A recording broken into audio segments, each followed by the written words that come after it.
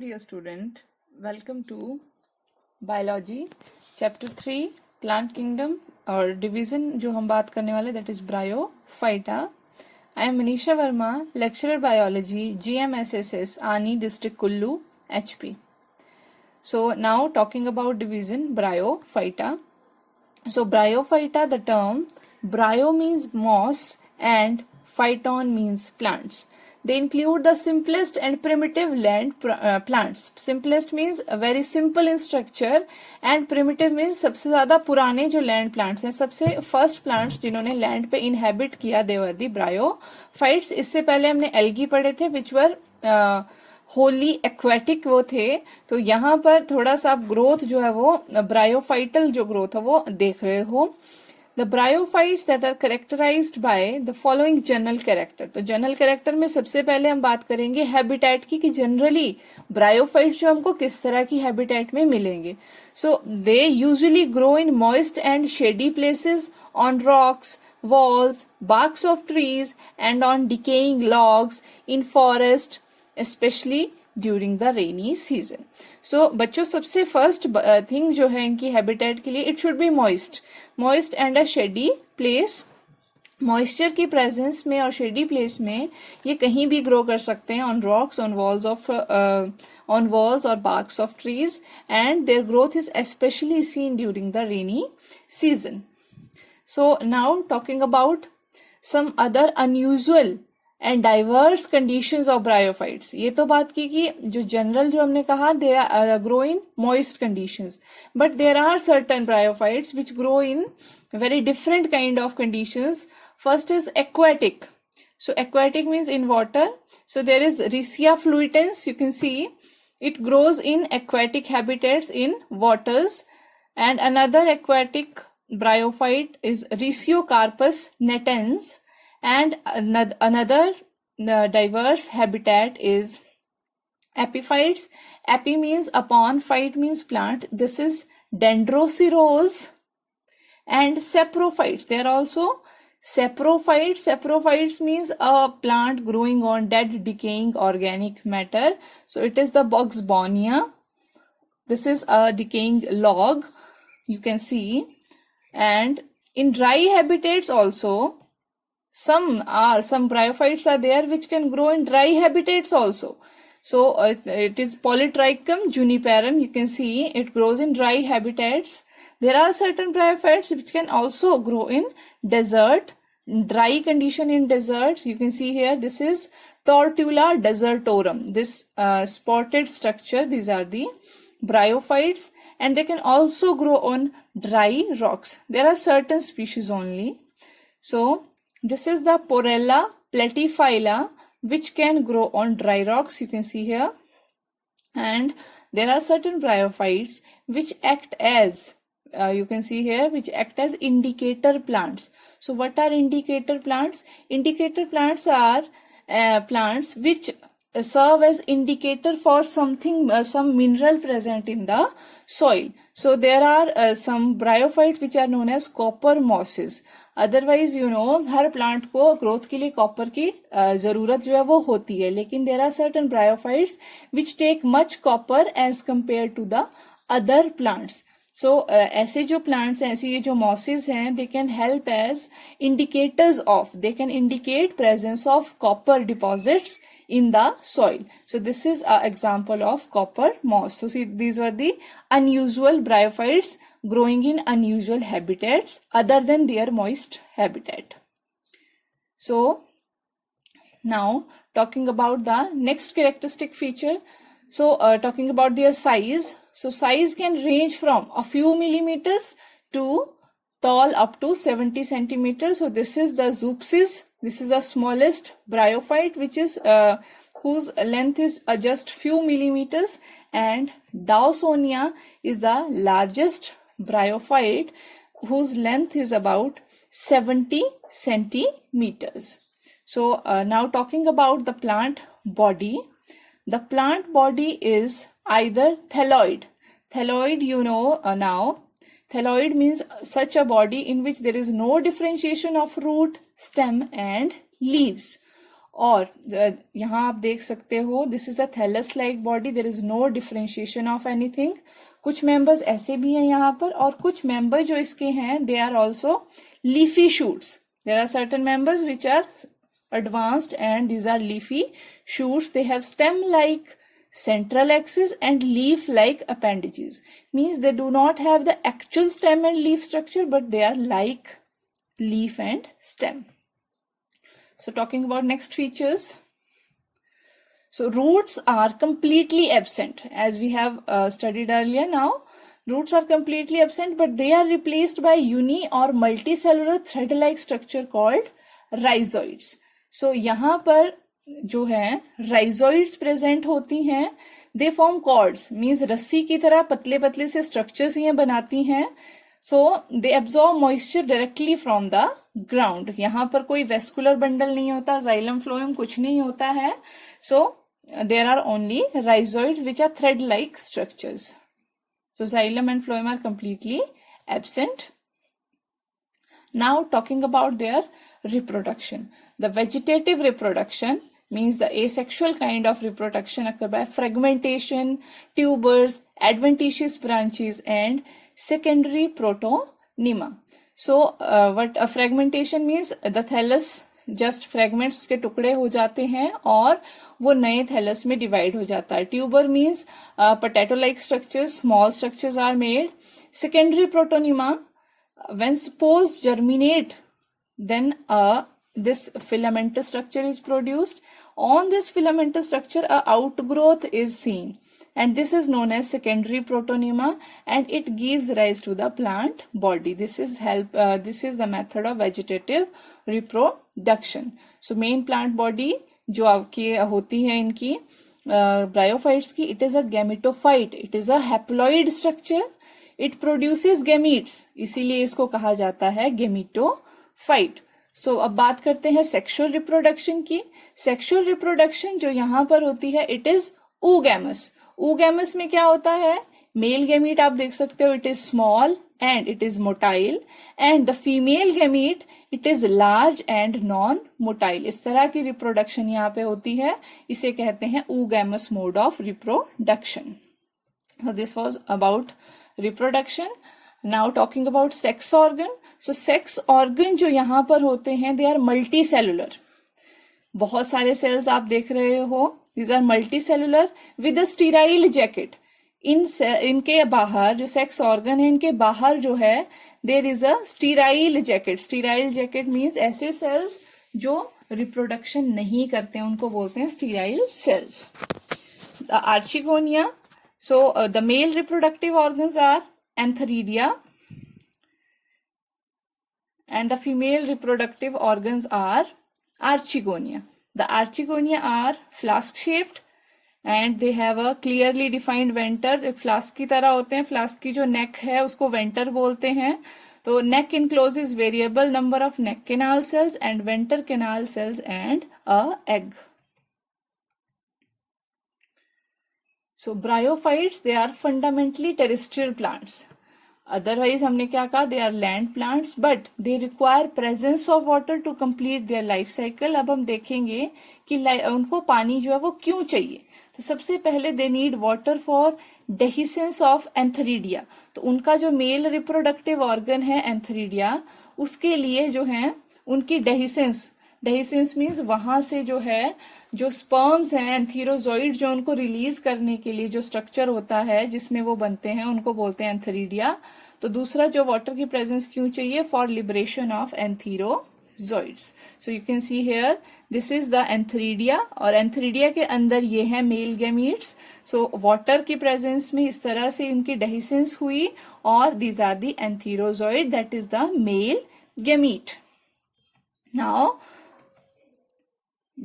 Water is also needed for transfer of, अभी antherozoid release तो हुए हमने देखा यहाँ पर. Now they need to reach archegonia, that is the female reproductive structure. So here you can see this is a antheridium and this is a archegonium. So this antheridia, यहां से आप देख रहे हो एंथीरोजोइड जो है वो लिबरेट हो रहे हैं. ये सारी चीजें हो रही हैं वाटर की हेल्प से.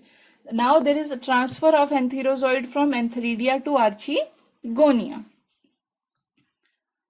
ओपनिंग ऑफ आर्चिगोनियल नेक के लिए भी पानी चाहिए यहाँ पर, and movement of antherozoid into the archegonial neck, हर चीज के लिए यहाँ पे क्या चाहिए, पानी चाहिए. तो इसलिए हम कह सकते हैं कि ब्रायोफाइट्स जो है these are amphibians of the plant kingdom, because these plants can live in soil but are dependent. ये सेक्सुअल रिप्रोडक्शन के लिए और अपनी लाइफ साइकिल को कंप्लीट करने के लिए हमेशा पानी पर डिपेंड होते हैं. So these are amphibians of plant kingdom. Very important point to note. Now what happens? जब यहाँ पर हमने क्या देखा, एंथीरोजॉइड जो है वो फ्यूज हो गया विद एग, तो जाइगोट जो है वो प्रोड्यूस हो जाता है. जब जाइगोट प्रोड्यूस हो गया तो उसके बाद इन प्लांट्स में एक मल्टी सेलुलर बॉडी बन जाती है जिसको बोलते हैं स्पोरोफाइट या sporogonium. So here you can C when the antherozoid fuses with egg, zygote बना, उसके बाद जो है ये स्पोरोफाइट जो है वो बन गया. This sporophyte is known as sporogonium. It is entirely or partially dependent on gametophyte for nutrition. So this is the gametophyte. This green portion, this is the gametophyte, and you can see this sporophyte is dependent on this for its nutrition. तो यहाँ पर ये जो sporophyte है, इसमें जो sac like structure आप देख रहे हैं, इसमें स्पोर्स बनते हैं बाय मियोटिक डिवीजन. स्पोर्स बने और यहाँ पर जो स्पोर्स बनते हैं they germinate to form gametophyte. So life cycle की बात करें हम, there are two distinct phases. तो first is the gametophytic phase and दूसरा है स्पोरोफिटिक फेज. मैंने पहले भी बात की थी कि ब्रायोफाइट में जो हैप्लॉइड फेज होता है वो डोमिनेंट होता है. This is the haploid dominant phase, and it is haploid means it has only one set of each chromosome. It is long lived, green and independent. As you can see, it can photosynthesize. ये photosynthesis कर सकता है. और जब इसमें एंथरीडिया और archegonia बनेंगे, उनमें स्पर्म्स बने, उनमें एग बना, जाइगोट बना, और जाइगोट से जो है ये स्पोरोफाइट बना. ये जो स्पोरोफाइट होता है ये शॉर्ट टर्म का होता है, कम टाइम के लिए बनता है, और डिप्लॉइड होता है. ये diploid means it has two sets of each of the chromosome. It is dependent upon the gametophyte. तो यहाँ पर हमने क्या देखा, जो टू फेजेस हैं लाइफ के वो अल्टरनेट कर रहे हैं, पहले गेमिटोफाइट फिर स्पोरोफाइट, और दोनों ही जो है वो मॉर्फोलॉजिकली एक दूसरे से देखने में बिल्कुल भिन्न है. इस तरह की लाइफ साइकिल को बोलते हैं हेटेरोमॉर्फिक.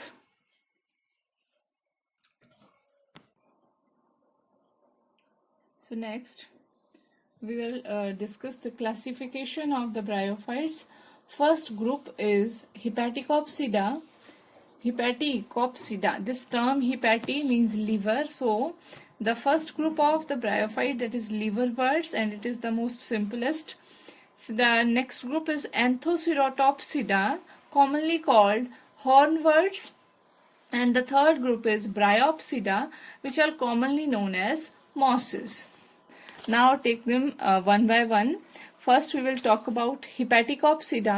So first जो group ये liverworts जो group है bryophytes का, here the gametophytic plant body of liverworts is thallus, usually dorsiventral. So there is example. This is example of Riccia. Here I am showing you the thallus. Thallus means there is no differentiation of root, stem and leaves, and this is the gametophytic plant body. Gametophytic means which produces gametes, which is green, and the dominant phase of life in case of bryophytes. So dorsiventral का क्या मतलब है कि इनका जो dorsal और ventral surface है वो अलग अलग होता है. This is the dorsal surface, and then we will talk about the ventral surface. तो लीफ लाइक, और पूरा का पूरा जो प्लांट है that is giving appearance of a large leaf like structure. This are dichotomously branched. Dichotomously branching हम कब बोलते हैं, यहाँ से शुरू करते हैं. Suppose this is the growing area. So this is the growing tip. Growing tip divides into two branches. Again this grows for some time. Again this growing tip branches into two.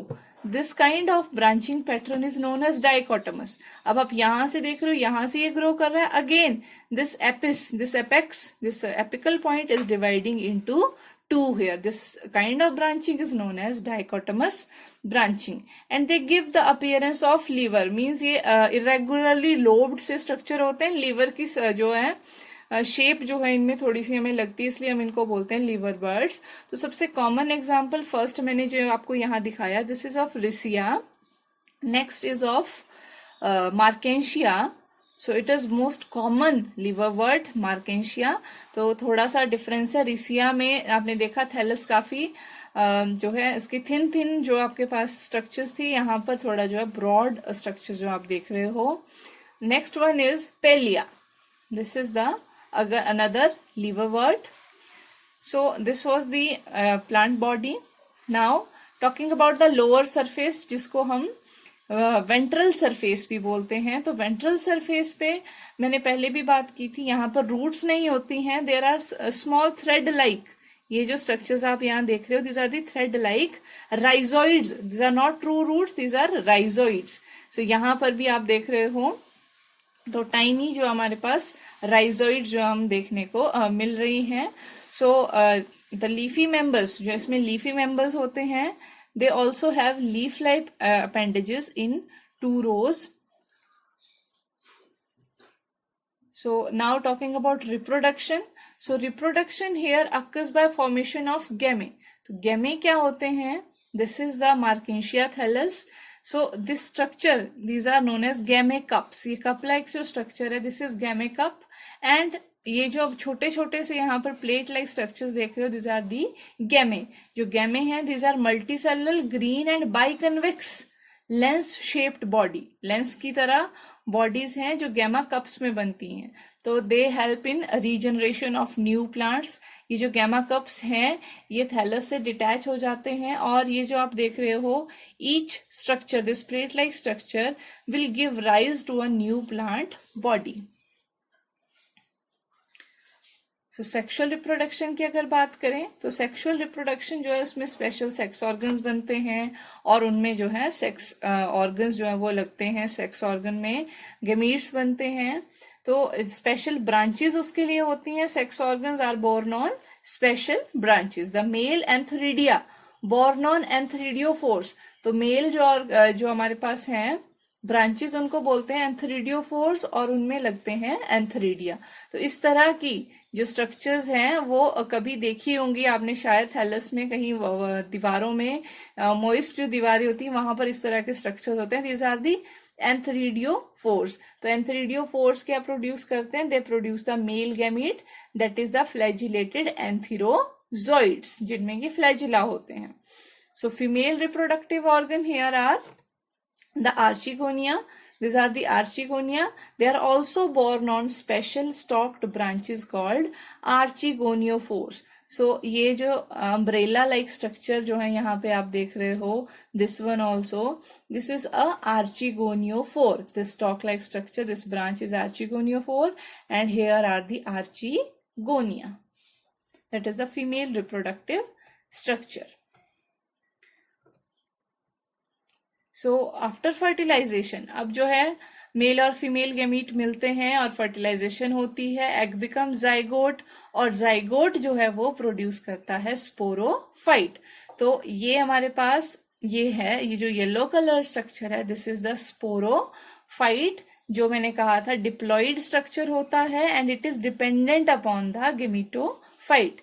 ये जो sporophyte होता है, it has a bulbous foot, short seta, and an oval capsule, as you can see here. This is the sporophyte, and these are the sporangium. It's 3 parts: foot, seta, and capsule. This is the sporangium. Sporangium means a sac-like structure which stores spores. Here the spores are formed by meiosis, and these spores will fall on the ground and germinate to produce new gametophytic plant body. So this was about liverworts. Second group, that is hornworts. और the एंथोसिरोटॉपसिडा। तो यहाँ पर क्या होता है, ये भी small होते हैं, non vascular means they lack xylem and phloem bryophytes. Gametophyte is leafy and dominant. यहाँ पर ये जो थैलस लाइक स्ट्रक्चर आप देख रहे हो, this is the gametophyte. It is leafy, leaf की तरह लग रहा है, एंड डोमिनेंट फेज है लाइफ साइकिल में, जैसा कि हमने पहले भी पढ़ा लिवर बर्ड्स की तरह। आर्चिगोनिया एंड एंथ्रीडिया यहाँ पर भी बनते हैं, और जो जाइगोट होते हैं दे डेवलप इनटू, तो उनका जो स्पोरोफाइट था हमने पहले अभी देखा, येलो कॉटनी सा स्ट्रक्चर था। यहाँ पर जो स्पोरोफाइट है काफी डिफरेंट है, और ये तीखे तीखे जो है हॉर्न्स की तरह लगते हैं, इसीलिए इस ग्रुप का नाम दिया गया है horn word. So this is the gametophyte which is the dominant structure, and this is the sporophyte which is dependent upon the gametophyte. So this was about hornworts. Next class is bryopsida, और जिनको हम commonly बोलते हैं mosses. तो gametophytic plant body is a leafy axis having leaf-like lobes. So example इसके हैं fineria. इस तरह की ग्रोथ आपने बहुत देखी होगी, दिस इज फिनेरिया। अगला जो एग्जाम्पल इसका है that is Pogonatum. Now the leaf like lobes जो इसमें होते हैं, लीफ लाइक हैं, लीफ नहीं है, this are simple with a distinct mid rib. So here you can see this is a leaf and this is a distinct mid rib. ये magnified view है moss का जो आपने अभी देखा। The rhizoids here are multicellular. जो root like structures यहाँ पे होती हैं, these are multicellular, means बहुत सारे सेल्स से कंपोज होती हैं, और इनमें जो है कोई जाइलम फ्लोएम कुछ नहीं होता, सिंपली एक स्ट्रैंड लाइक स्ट्रक्चर, एक कंडक्टिंग स्ट्रैंड होता है जो क्या करता है, वाटर की कंडक्शन में हेल्प करता है। सो अब बात करते हैं इनके सेक्स ऑर्गन्स की। तो सेक्स ऑर्गन जो है these are also called antheridia and archegonia hair.